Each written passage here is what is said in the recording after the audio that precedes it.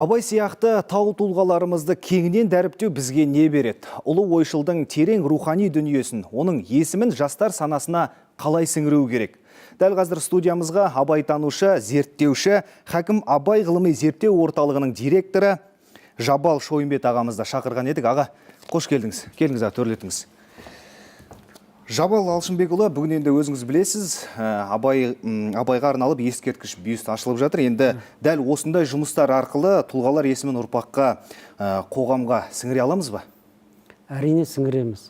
Біз мынау дәріс беру бір бөліктағы оның тұлғасын көру, адам көзбен көргенде ол рухтанып, үлкен ойға түсіп, мынау кім, бұл не берді бізге деп, өзі бұл өте жақсы нәрсе бұл, көзбен көр. Енді тек осы мүсіндерді Абайдың әр жерде қойғанда, әр қырынан өнер туындысы дәрежесіне шейін көтере берсек, бұл қуанарлық жайт. Жалпы Абайдың мұрасын келер ұрпаққа қай жағынан және қалай танытуымыз керек? Ұлы ғұламаның тағы қандай қырлар ашылмай жатыр? Мұнда президентіміз Қасым-Жомарт Тоқаев өзінің Абай және 21 ғасырды Қазақстан мақаласында ол үлкен бастама көтерді. Себебі біз енді деді Абайдың толық адам ілімін тереңірек зерттеп, соған ден қоюымыз керек деді. Және ол кісі Абайдың үш негізгі бүкіл өлеңі мен қара сөзінде кездесетін сөзді айтты. Ол қайрат, ақыл, жүрек.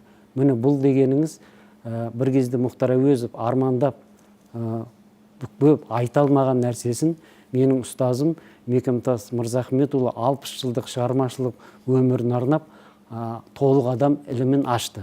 Мінекей мұны президентіміз ары қарай жалғастыруымыз керек деп отыр.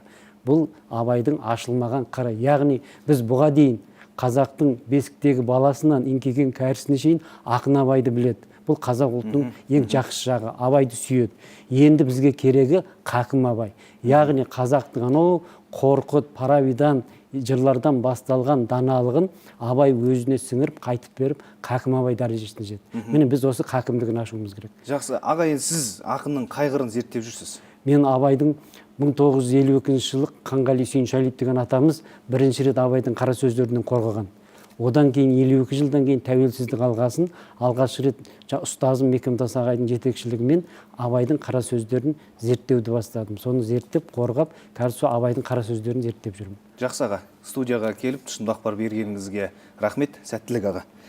Құрметті көрермен, естеріңізге сала кетейін, студияда болған абайтанушы, зерттеуші Жабал Шойынбет болатын, ал біз хабарымызды әрмен қарай жалғастырамыз.